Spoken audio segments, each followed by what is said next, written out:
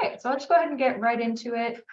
My name is Celeste, as mentioned before. I am a PhD dropout and current senior hardware engineer at PlayStation, NEMA. I think they know you at this point. Probably too well. So today I wanted to go over kind of some general considerations and thinking about resumes and CVs, and also going to throw in LinkedIn, think about just kind of formatting and try not only to go through a checklist of things that you probably have heard from at this point, but also some of the other considerations that I don't see talked about as often, and understanding in what ways your documents are going to be received by the people who are making decisions about them. And I'll try to go through it pretty quickly so that we have time for questions at the end, and make sure that I don't take too much of Nima's time as well. And Nima, please go ahead and jump in if you want to add anything, or if you have any thoughts and I don't cover them, please go ahead and interrupt me. Perfect. Yeah, so when we think about kind of a LinkedIn, a resume, or a CV, it's really important to understand where you're applying. So CV, typically you won't really see that much in industry unless you're looking at a research dedicated lab. So if we think about kind of Google X or some of these really advanced labs that are focusing on publishing, even from industry, a lot of them will want a CV, or of course in academia, or for things like national labs, which I mentioned in the last session. That's usually where I see CVs being relevant. And for the majority of other things, it's going to be a resume, which is a much more condensed version of it. And we'll get into some of those differences. I think also something to consider is who your audience is, at what stage of your application you are. So, if you're applying to something into the black void that is LinkedIn or Indeed, and you're trying to just get your resume or your CV in front of someone, it's probably going to be parsed by AI. So that's something that you want to be thinking about. How is this going to be read by just machine learning? Once you get to human resources, those might be recruiters. They're really smart people, but they might not have specific area expertise in what you're talking about. So it needs to be human legible and clear that it's relevant to whatever position it is. And then you think about people who work at the company, who are either the hiring manager, who has kind of the final decision on whether or not you get hired, as well as team members who are going to be interviewing you. And generally with this, you want to show that you fit into what they are actually looking for, and also that you stand out and that you can be successful in that role. And we'll go through some more of the specifics to that. So formatting, that's kind of banal. There's no correct format, but you have to remember, as we said, that it's going to be parsed by both humans and AI. Typically, what I've seen be most effective is that you want to have kind of singular text boxes as opposed to a whole bunch of different text boxes, whether you do it in Word or any type of Adobe software. You want easy to read fonts. For any of the typography nerds, typically you want your content to be sans serif without any feet, kind of like this, whereas your headers can be serif fonts.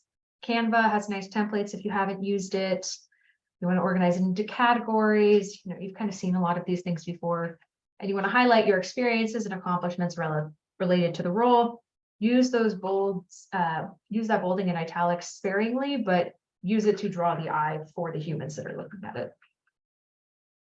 And so before we think about any of the documents, I want to go on kind of a love letter to LinkedIn.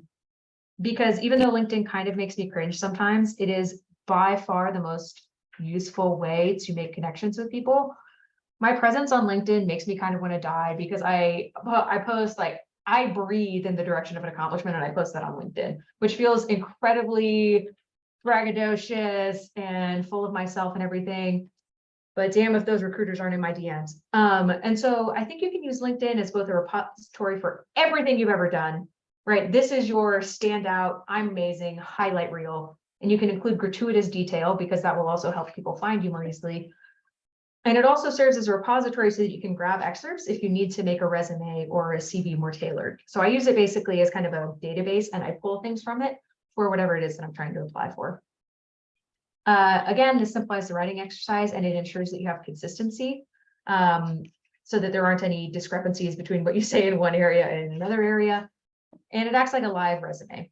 I would say be really liberal with buzzwords, particularly if you have specific technical skills or lab skills for all of you in your industry. That'll help recruiters find you. They're searching through LinkedIn in the same way that we are. So using buzzwords wherever you can, using the whole skills section, make sure your whole LinkedIn is filled out truly, and post everything you do. You get an award, great. You wrote an article that you think is vaguely interesting, great. You wrote an essay that was kind of good, put that on LinkedIn.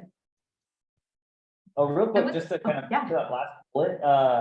So with the buzzwords, I really want to emphasize, so the HR, like, even if you're looking at humans that are reviewing your resume, or your LinkedIn, like these recruiters are not necessarily engineers and they're not necessarily like technical people in the domain that you're going to be working in. So the buzzwords are especially helpful because they don't know, but maybe the engineer that hired them to recruit someone maybe told them, oh, look for someone that knows machine learning. And if you say something that's not really the buzzword that they're familiar with, they might miss your application. So yeah, make sure someone that isn't in this space has heard these words, and anything that you think, yeah, just I agree, just like be very liberal, throw all the buzzwords at your application, even if like sometimes it gets into like cringeworthy territory of like you're really fluffing stuff, that's fine. Yeah, absolutely. And I think another point on that is that you don't have to be as succinct on LinkedIn. You can kind of add a bunch of extra details. You can add these buzzwords. You can be kind of loquacious, whatever it is you want. And that's the really convenient thing about LinkedIn. Again, throw everything you've ever done on it. I think that's a great point. So we think about the resume, particularly comparing this to a CV. Basically, the purpose of a resume and the things we want to consider as far as what this document is trying to accomplish, so we can determine what to put in this document. It's to get you in front of a human who can talk to you and then hopefully hire you. Typically, the way it works is there's a bunch of stages to it. Maybe this is obvious. It wasn't totally obvious to me when I started working what the stages are. So you kind of have AI that's parsing through everything. You have a recruiter who, exactly like Nima said, may or may not be intimately familiar with the actual job responsibilities and what goes on technically. You have your hiring manager, who's the person who's trying to get you on their team because they want to do less work. You have the team who's going to have to work with you and also wants to do less work, which is why you're being hired in the first place. And then you're back to the hiring manager who ultimately makes a decision on it. So you have one document that's trying to fit all of these different goals, or excuse me, all of these different audiences for the same criteria of hopefully getting this job or whatever it is that you're applying for. Right, they're looking to hire you to do a specific task. They want to be confident that if they hire you, you're actually going to be successful in this. Training people is really painful, to be honest. And it can be very joyful to do the mentorship, but to get someone up and running, it's usually going to take 6 months. So you want to know that they actually have the skill set to be successful in that. So you either want to prove they've already done something relevant to the role, or you want to prove that you have analogous skills, or you want to prove that you're really good at learning things. And I think one thing can be helpful is to figure out what kind of archetype you want to give, or impression of archetype that you want to give, whether that's going to be that you're a technical savant. So maybe if it's for a very technical role, if it's a more leadership oriented thing, you want to be an initiative taker. Maybe if it's very team driven or requires a lot of influence, maybe in the kind of project management space, you want to show that you can influence and persuade people. Multidisciplinary collaborator, if you have to reach across different disciplines. And I think there was a good question from the previous session I was in asking about how you kind of navigate being at that nexus. And I think you can absolutely play that up, that you can be that common thread who can get people to talk and make sure that disciplines aren't talking past each other, because it really happens. And another thing, just to be honest, someone, particularly at the team stage, they might spend no more than 3 minutes looking over this and skimming it during your interview. There have definitely been times where I basically look on my calendar, I get a pop-up from Outlook that says, you have an interview in 15 minutes. And I say, cool. And try to figure out what I'm going to talk to this person about. So you want it to be really easy to parse all of that information such that someone can have a conversation with you without really having prepared for it, which is not great, but it's just, I'm telling you how it goes.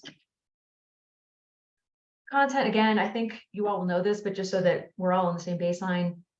Typically you want 1 page per decade of experience is kind of a going rule. You want to make sure it fills out the page. So kind of try to make sure there's not too much white space. The sections you want are usually education, work experience, leadership and volunteering experience, languages and skills.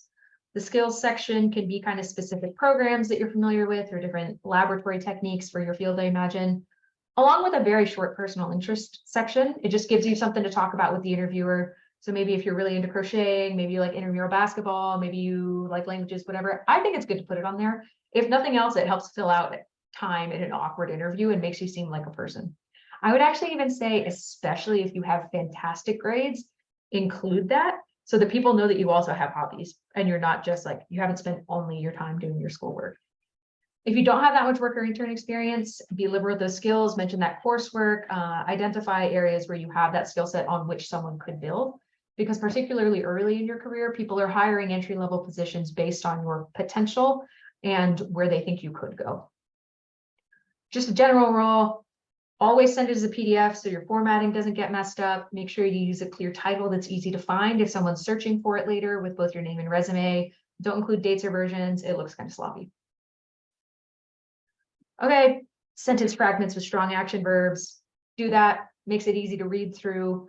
Generally, you want to use industry-specific jargon where possible. Again, to this point that Nima made about kind of recruiters, maybe, right? They're smart people, but they're trying to find people for 15 different jobs across the company. Make it easy for them to say, oh, I think this is important. Okay, this person could be good. Focus on not only what your job description in previous roles was supposed to be, but focused on what you actually did. No one really cares what you were supposed to be doing. They care what you actually did in that role as an indicator of what you might be able to contribute in this next role. Use numbers wherever possible and highlight where you took the initiative and you didn't have to be told what to do. Because again, ultimately the hiring manager is trying to make their life easier. They want to know that they can trust that you are going to be able to do things wherever possible. If your GPA isn't what you want it to be, my opinion, and again, all of this is opinion, there's a million different perspectives on this, omit it. And if you are someone who had to work during school, first of all, props, that's awesome if you're managing to juggle both work and school, whether it's part-time or full-time. I would consider adding non-relevant work experience if you did work to support yourself during school and if your resume is looking a little light. So whether maybe that's kind of food industry, service, whatever it was, maybe if there's some element where you're kind of supporting family, I think that can be a relevant detail, especially in the beginning of the career, to show that you have grit and persistence. And for a lot of people, I think they're recognizing that there are very different privileges that come with being able to focus that solely versus having to work through it. So I just wanted to make that point. As I said in the last session, don't lie. Make sure you can speak to all your points, but you can definitely, you can talk them up a little bit, maybe a lot of it, make sure you can back it up, make sure no one at your previous company, if they ever spoke to you, would be like, that is absolutely false. But don't undersell it. That's kind of the content. Here's some samples, which maybe we can go through if there's more time later, but mostly I want to make sure we get to Nima. Let me give one more slide. One thing I think to really understand is that resumes differ by industry. So I'm trying to not give too many prescriptive things for the bioinformatics industry because that's not what I can speak to, and it will differ. So understand that the templates and suggestions are not written by the people who are going to be hiring you or the people who have expertise in that industry. Again, it might be people who are former recruiters, it's people who really want to help you, it's career services, but it's not people who are in those jobs.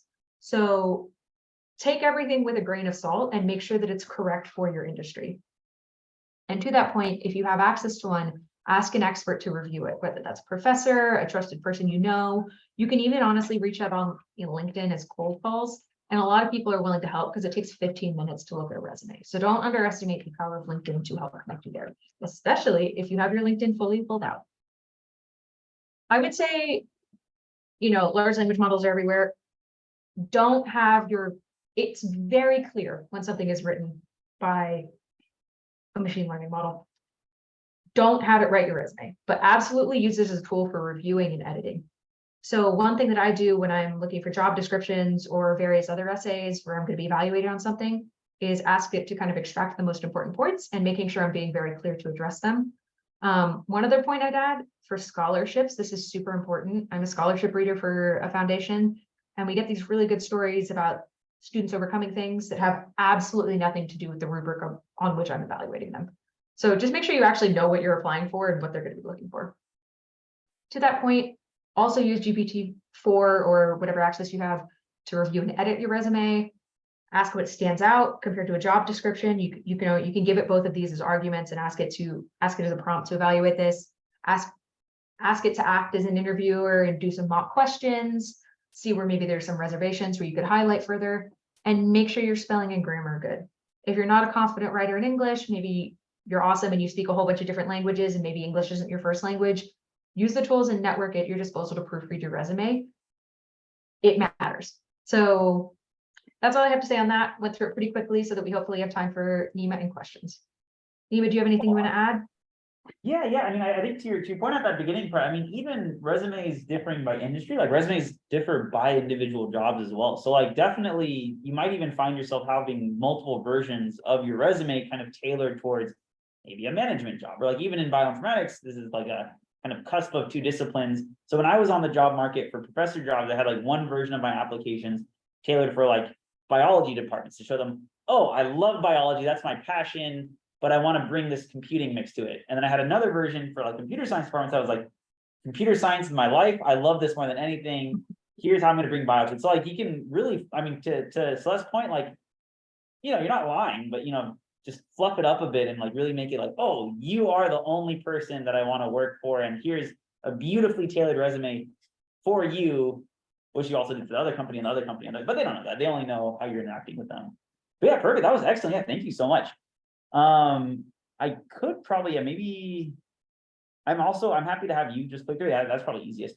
Cool. So what is a CV? So resume, CV, these are kind of two different documents that you're going to potentially submit for job applications. As Celeste mentioned, CVs, they're really meant for like academic jobs, like professor or postdoc or stuff like that. As Celeste mentioned, in industry, there are also research positions that you might also have a CV. And I would really say a CV is very similar to LinkedIn. So a resume, it should be relatively concise. A resume, someone only has like 15 minutes to look at it and you want the key things to pop out. A CV should be everything. It should not be concise. Just throw literally everything you've ever done onto your CV. Just all of it, just dump it. And I think, when we go over some examples a little bit later, you'll really see, I mean, everything. So one kind of difference, so I think really CV is very similar to LinkedIn, how it's just kind of an info dump of everything that you've done. Unlike LinkedIn, which is really meant to be social and it's really meant to like demonstrate yourself to other people that are navigating on this platform, a CV is really just an info dump. It should be as organized as possible, but just dump all the info. So on LinkedIn, you might be highlighting specific cool things that you've done or like specific things that you want to kind of emphasize. With a CV, you don't want to like really emphasize anything. You just dump everything in organized categories in reverse chronological order. Those categories will be organized. So like for me, I have like my job experiences at the top, and then I have like my grants that I've gotten, and then like kind of the things that people are less interested in. Those categories might be lower on my CV, but within the categories, everything is just kind of like dumped everywhere.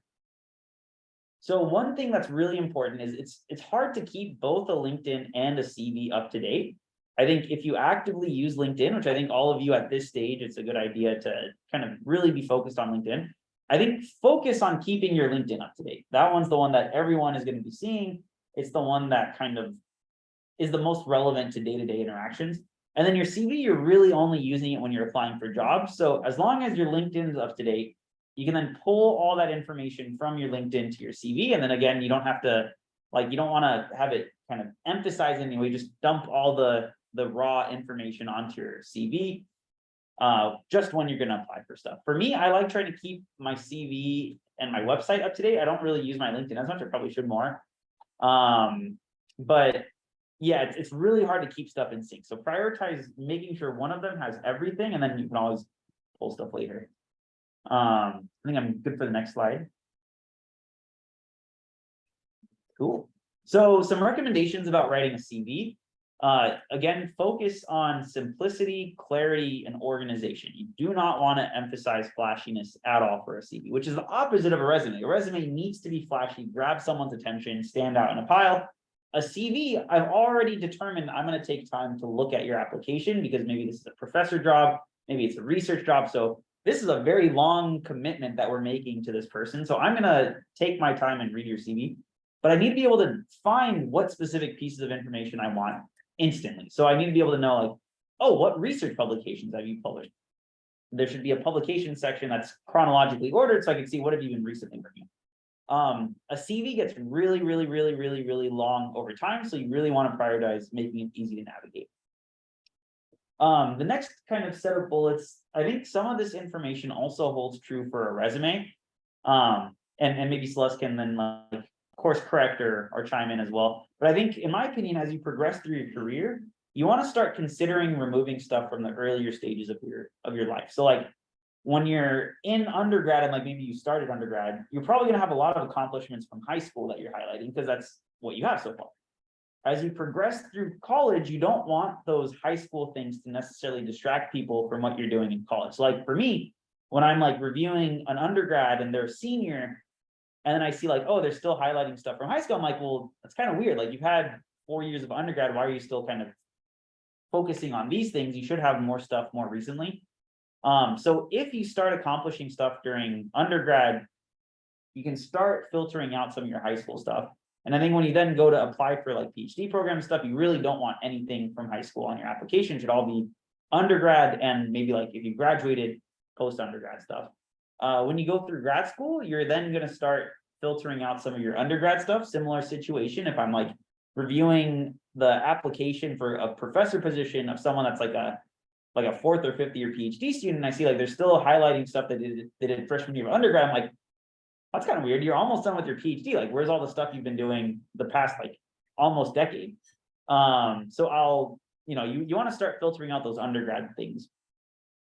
Once you're after your PhD, so like let's say you're a faculty member, or if you end up going to industry, once you're in industry, I think all of your experiences after your last level of education should probably stay forever. So like me, I haven't thrown away anything from the early stages of my faculty life. I just keep adding it. And I imagine like in industry, and this is maybe where Celeste can like correct me, you know, even if you end up going to one position and later moving to different types of positions, I would imagine on your CV, you probably still want to keep all that stuff. And even on your resume, you probably still want to keep like details from all those positions that you've had. I don't know if you would agree with that. To some extent, I think you'd keep that you had been at different places and that you would maybe had a title at different places, but the amount of space you allocate for each of them would become shorter. So for example, for my earlier jobs, they are much less detailed than my most recent experiences, but they're still on there to show that I had that in the past. Awesome. So yeah, so that would make sense for like a resume. So yeah, keep that in mind as well. So one thing that I want to emphasize, unlike a resume, so a resume, you absolutely should tailor your resume to this specific job that you're applying for. A CV, don't worry about it. A CV is just your personal information dump of here's everything I've ever done. And usually the jobs that ask for a CV also ask for other types of statements. Like for my job, I had to write a statement of teaching, a statement of research, a statement of like diversity, equity, and inclusion, a statement of like all sorts of statements where I can write an essay about like what my philosophy is on something. So the CV is really just there as an info dump for them to kind of have in the background as they're reading my other stuff. So you don't have to tailor your CV, you're tailoring all these other things. Awesome. And maybe next slide. Was that the last one? Oh, and then yeah, just examples. So maybe now we can jump to your resume examples, then we can come back. Or we could take time for questions. Oh yeah, I forgot the random final thoughts. So yeah, so random final thoughts. Have a LinkedIn, and also if you can make a personal website. I think it's great for everyone to have a personal website. There's free things that you can make websites on. Doesn't have to be super informative. It could just literally tell people, hey, here's a picture of myself. Here's my name. Go to my LinkedIn to learn more. Totally fine. But it's just good to have some presence on the internet nowadays, especially since all of you are doing something related to computing right now in this internship. And the world's just more and more going towards digital stuff. So just have a presence somewhere. Try to keep either your resume or your LinkedIn or both, or just something, have something up to date. Oh yeah, sorry. Sharpener. Oh, I think, sorry. Okay. So yeah, so make sure that you keep your stuff up to date. I've run into situations where I have to apply for something. I'm like, oh crap, I let my CV go out of date, and I gotta like scramble to figure out, wait, what was I working on last year? Like, what have I done since then? You don't want to forget all the cool stuff that you've worked on. This might not be as relevant yet, but in the future, if you end up pursuing research and you start publishing papers, you want to make, oh no, you're good, Coral, no worries. Yeah, you want to make what's called a Google Scholar, which is basically like a Google thing that keeps track of all the papers you published. And then, yeah, whatever jobs you're ever applying for, just make sure you know like what they're looking for in an applicant. Kind of to Celeste's point, make sure that you don't get screened out by any artificial intelligence, don't get screened out by HR. Just kind of tailor it to them. I'll hand it off back to Celeste. Yeah, I agree with that. The other point I'd add on keeping things up to date is, to be honest, these companies are not loyal. These companies are not loyal at all. I'm being very bold. I'm on my work computer saying this, but basically, if something happens, you want to make sure that one, you can make it easy to start sending those off. And to be honest, if you keep your LinkedIn updated, that means that things come along. So the job I have right now, I only got recruited for because my LinkedIn was updated and they said, hey, do you want to come work for PlayStation in California? And I said, oh my God, do I want to come work for PlayStation California? So it is not just things you are actively applying for, it's things that might come to you that you weren't expecting. A great point, yeah. Yeah, so any questions? We only have a couple minutes left, but any questions from folks? Cool. I mean, I guess for like a quick minute, maybe we could pull up one of the resumes and pull up one of the CVs and then, and I could do that if since you stopped sharing, I can pull it up. So at the bottom was, let's see, where was it? Those are general considerations, resumes, there we go. Do you have like a preferred one that you like? Should I just do sample template? The student sample one I thought was, yeah, student example one looked pretty good, but again, it was a biotech one. So I tried to find one that seemed relevant, but again, this isn't my ability to, to evaluate. But what I thought stood out about this, if I were attempting to evaluate for this, is making it very clear what you studied, when, the sections are very obvious. Again, I don't know how much as undergrad you've seen of this. I don't know if this is super obvious to you already, but the research experience was very clear. They use a whole bunch of different terminologies that, to be honest, I don't know what they are. But they drop a lot of buzzwords that make it pretty clear that they have done things. One thing I would comment on is that some of the formatting is pretty clearly messed up here. So for example, immunofluorescence, I imagine is supposed to be on the previous line, but nevertheless, they have a whole bunch of different things where you're kind of like, okay, if I were to drop this person in, they could be successful. Or they already learned all of these things, they could probably learn another one. Along with clinical experience, again, I don't know if this is important for biotech, but it seemed like it was like it was good.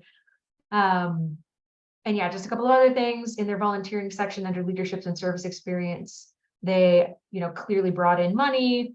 They show that they tutored 30 students from different ages. It's got a whole bunch of kind of numbers in there specifically. Shows that they're fluent in Spanish, which I think is becoming more and more attractive, just thinking about people that are kind of multi-dimensional in that way. That's what I got. Awesome. Yeah, I like it. I like it. And you'll notice, yeah, it's short, it's concise, it's focused on key things. And then I'm going to pull up maybe my CV. And these are in the slides too, which I'll send out to folks just real quick. This is going to be a very quick. Oops, let me re-download it. There we go. It's going to be super quick. CV, you'll notice I have kind of key categories. So I have my name, my contact info, and then my education, and then it just like a big old information dump.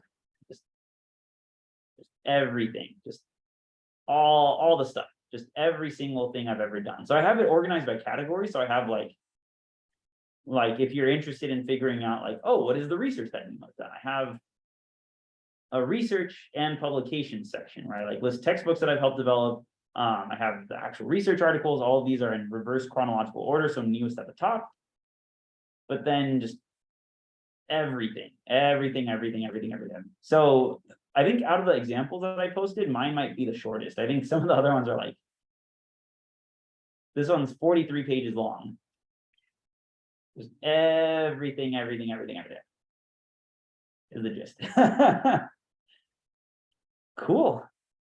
Any last minute questions before I adjourn everyone for today?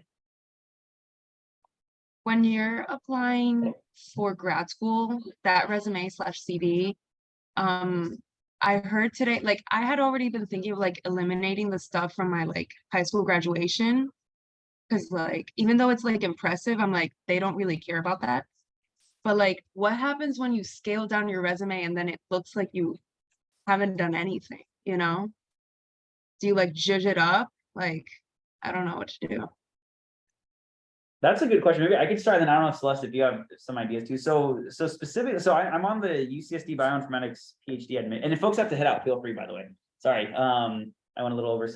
So I'm on the PhD admissions committee, and I think for me, so if you end up finding that like when you remove a bunch of stuff, now it looks empty, I think you could consider keeping some of that high school stuff, but just kind of be aware that like if someone sees something from high school, they're going to be like, oh, I wish there was a little bit more stuff from college. Or like, why isn't there a lot more stuff from college? So you kind of have to do this pros and cons weighing of like, it has to be a really, really outstanding accomplishment, which it might be. So like if it's like something like really, really stellar, maybe you'll remove some of the lesser things from high school, but you'll keep like one really amazing thing that you did.